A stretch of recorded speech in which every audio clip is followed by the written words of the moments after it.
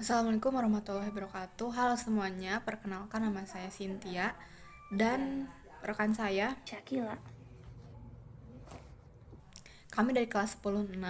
Pada kesempatan kali ini kami akan membuat video yang berisikan menceritakan tentang kerajaan Islam pertama di pantai utara Jawa, yaitu Kerajaan Demak. Langsung saja kita ke videonya. Saya Rizka Hendriawan akan menjelaskan tentang Kerajaan Demak. Kerajaan Demak ini kerajaan Islam pertama yang berada di pantai utara Jawa. Kerajaan Demak ini berdiri pada tahun 1481 Masehi dan didirikan oleh Raden Patah. Dulu wilayah Kerajaan Demak ini disebut dengan Kabupaten Kerajaan Majapahit. Kerajaan Demak ini merupakan salah satu pelopor yang cukup besar untuk penyebaran agama Islam. Tetapi umur kerajaan Demak ini tidak relatif lebih pendek daripada kerajaan yang lain. Kerajaan Demak, salah satu peninggalan yang terkenal juga dari Kerajaan Demak ini adalah Masjid Agung Demak yang didirikan oleh para wali songo. Kerajaan Demak terletak di tepi laut di wilayah Kampung Bintara.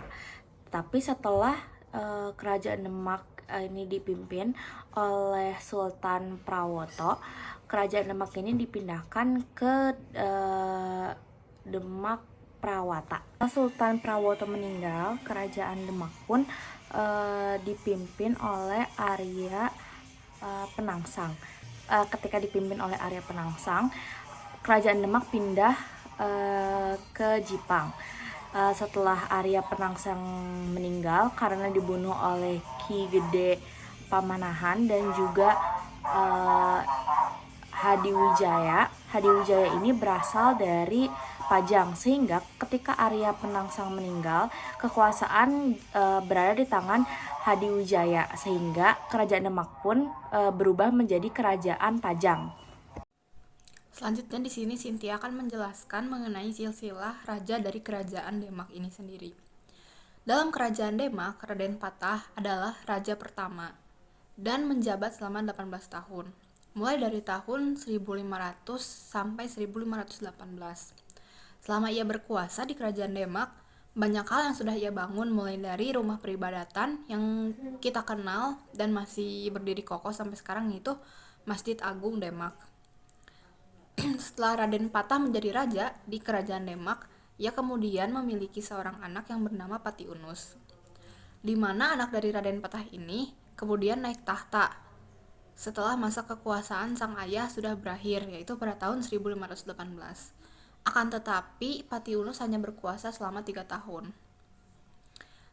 Sultan Trenggana kemudian menjadi salah satu raja dalam silsilah Kerajaan Demak yang dikenal dalam pertempurannya dalam merebut Sunda Kelapa dari tangan penjajah Portugis yang ada di bawah pimpinan Fathahillah.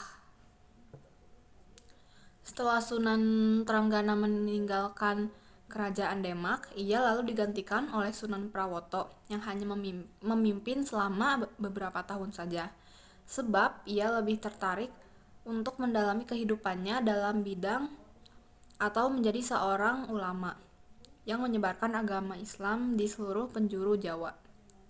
Dalam sejarahnya tercatat bahwa Sunan Prawoto meninggal dunia karena dibunuh oleh Arya Penangsang. Dalam sejarahnya tercatat bahwa Sunan Prawoto dibunuh oleh suruhan Arya Penangsang yang ingin mengambil alih kekuasaan di Kerajaan Demak. Oleh sebab itu, Arya Penangsang kemudian menjadi raja dari Kerajaan Demak selanjutnya dan memindahkan pemerintahan yang ada di dalamnya ke Jipang. Setelah itu muncullah beberapa banyak konflik. Selanjutnya ada kehidupan masyarakat saat masa kejayaan Kerajaan Demak. Satu, ada kehidupan sosial. Sistem sosial yang ada di kerajaan Islam biasanya bersifat egaliter.